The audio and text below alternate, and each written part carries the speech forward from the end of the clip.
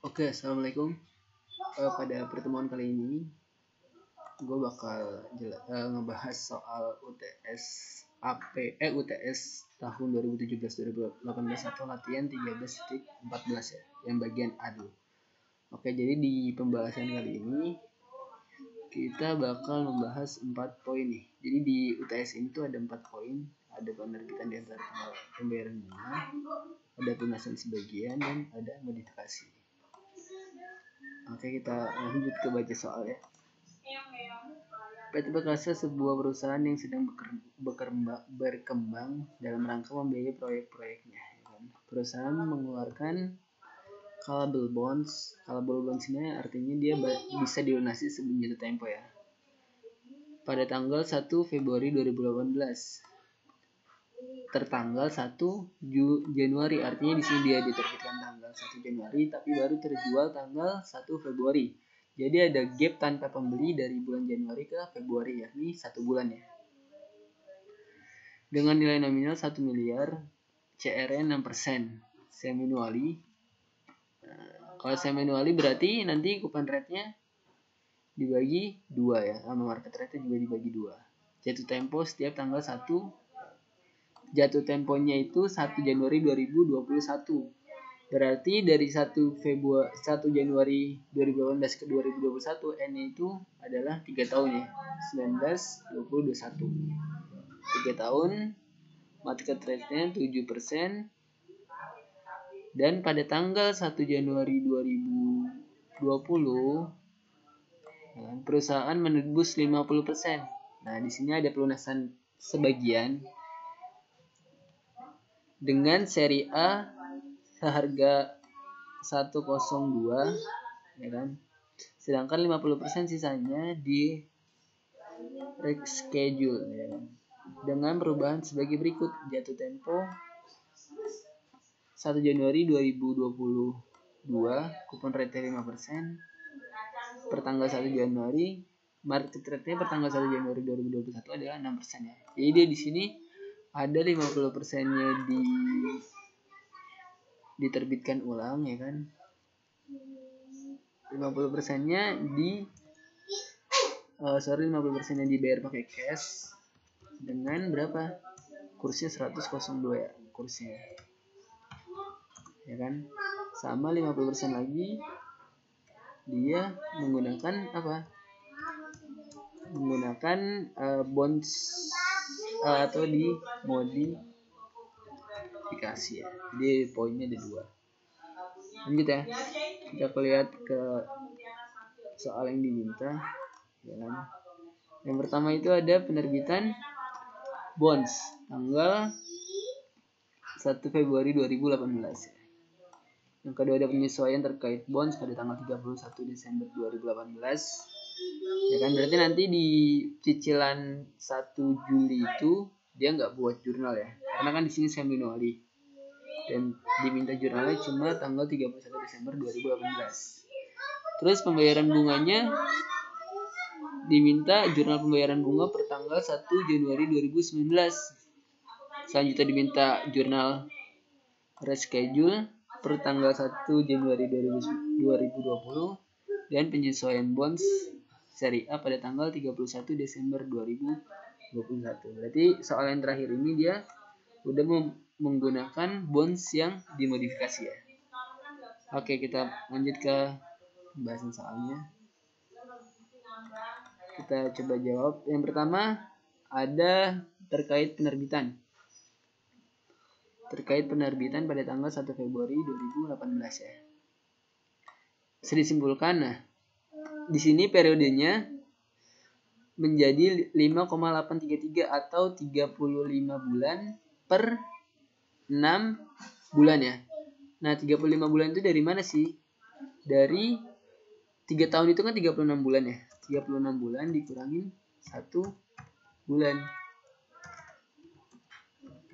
Atau kita bisa juga menyebut sisa dari 1 Februari 2018 sampai mana? Sampai 1 Januari 2021 ya. Nah, di sini dia saya lihat di sini dia sisa 35 bulan ya.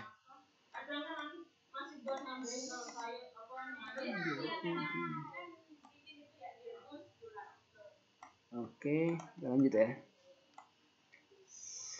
Lanjut.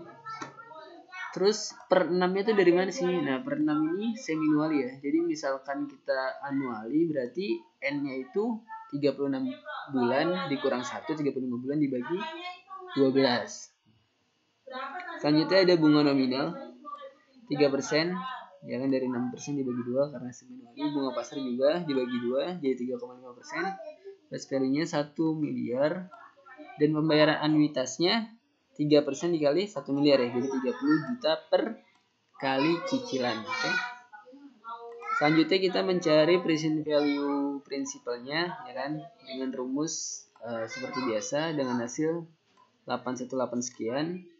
Present value anuitasnya juga, ya kan, dengan hasil sekian. Yang harus diperhatiin mungkin di sini pertama ada di N-nya. N-nya ini digunakan yang telah disesuaikan, artinya periode yang tersisa dari 1 Februari 2018 sampai 1 Januari 2021 ya. Sehingga dapat diketahui hasilnya present value bonds-nya adalah 974 sekian dan diskonnya 25 juta sekian. Ini selisih antara diskon itu selisih antara FA dan total present value bonds ya. Lanjut. Sehingga jurnal yang kita buat seperti ini. Ini ada jurnal penjualan bonds, ya kan? Sini ada jurnal penjualan bonds, penjualan bonds. Ya kan? Nah, jurnal yang kedua ini adalah jurnal pengakuan pendapatan bunga. Pengakuan apa namanya? Pengakuan beban bunga.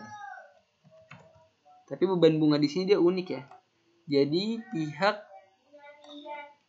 tadi karena kita memiliki jeda ya antara 1 Januari ke 1 Februari itu ada jeda sebulan tanpa pembeli.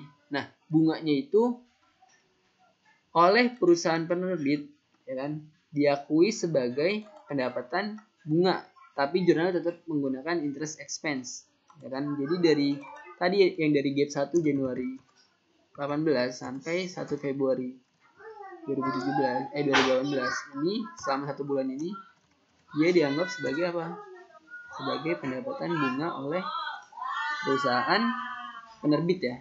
Makanya kita mendebit kas sebesar 5 juta.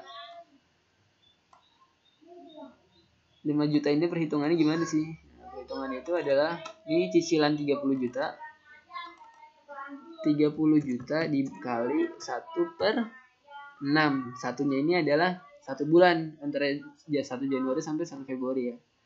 Jadi kita akui dulu sementara. Karena apa? Karena nanti per tanggal 1 Juli itu kita bakal membayar cicilan tuh full selama 6 bulan. Jadi kalau dinetkan sebenarnya perusahaan penerbit cuma membayar bunga selama 5 bulan ya. Ingat ya. Lanjut, karena jurnal bulan Juli nggak diminta, kita langsung skip dan langsung masuk ke jurnal 31 Desember 2018, ya kan. Oke, kita buat tabel amortisasinya. Langsung ke poin sini ya. Dan gue mau ingetin lagi kalau di cicilan pertama ini dia ini nggak full 6 bulan ya. Tapi cicilan pertama ini rumusnya kalau kita ngitung interest expense, rumusnya apa? Di cicilan pertama itu MR dikali CV dikali apa? 5 per 6 bulan ya. 5 per 6 ini dari mana sih? 5 bulan ini dari 1 Februari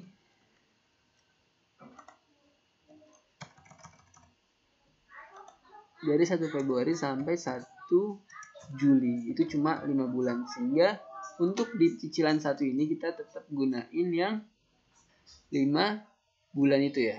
Jadi rumusnya MR dikali CV dikali 5 per 6 bulan.